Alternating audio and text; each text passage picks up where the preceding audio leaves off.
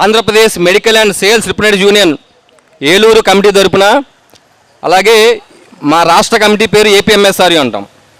ఏపీఎంఎస్ఆర్యు రాష్ట్ర కమిటీ తరపున కూడా సంపూర్ణ మద్దతు తెలియజేస్తూ ఉన్నాం కామ్రేడ్స్. అలాగే నిన్న ఈరోజు ఆంధ్రప్రదేశ్లో వివిధ చోట్ల మా మిత్రులందరూ కూడా ఈ యొక్క నిరాహార దీక్ష శిబిరాన్ని సందర్శించి సంఘీభావం తెలియజేయడం జరిగింది. ఇందులో భాగంగా ఏవైతే డిమాండ్స్తో మనం ఈ సమ్మెకి వెళ్తూ ఉన్నామో అవన్నీ కూడా సహేతుకమైనవి, న్యాయమైనవి, తప్పనిసరిగా ప్రభుత్వం దిగి వచ్చి వాటన్నిటిని కూడా సాల్వ్ చేయాల్సినటువంటి అవసరం ఉందని చెప్పి సందర్భంగా మేము కూడా ఫీల్ అవుతూ ఉన్నాం. ఎందుకంటే మనమేం గొంతెం కోరికలు కోరటం ఉంట్లా, లక్షలాది రూపాయల జీతాలు అడగట్లా. కనీసం గవర్నమెంట్ ఇచ్చిన లెక్కల ప్రకారం బతకడానికి అవసరమైనటువంటి వేతనం 26,000 రూపాయలు, అది కూడా ధరల పెరుగుదలకు అనుగుణంగా. దీనికి కూడా ప్రభుత్వం ముందుకు రాకుండా రకరకాల ప్రెజర్స్తో, రకరకాల డైవర్షన్స్తో మన యొక్క ఈ సమ్మెను అణిచివేయాలని చెప్పేసి మన ఉద్యమాన్ని డైల్యూట్ చేయాలని చెప్పేసి చూస్తూ ఉంది.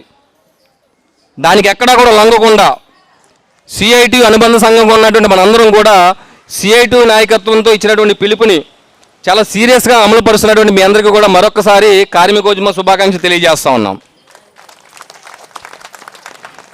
మేము అడిగిన 26,000 కనీస వేతనం ఇవ్వలేకటానికి ఇష్టం లేకపోతే కనుక నువ్వు ధరలు తగ్గించు, నువ్వు ఇచ్చింది మేము తీసుకుంటాం.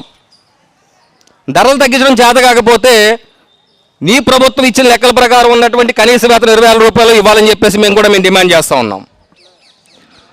అలాగే సుప్రీంకోర్టు తీర్పు ప్రకారం మనం ఒక ఉద్యోగంలో పనిచేస్తున్నందుకు ఇవ్వాల్సినటువంటి బెనిఫిట్స్, పిఎఫ్, గ్రాట్యుటీ, ఈఎస్ఐ అవి కూడా ఇవ్వాలని చెప్పేసి ఈ యొక్క డిమాండ్కి మేము కూడా మద్దతు తెలియజేస్తూ ఉన్నాం.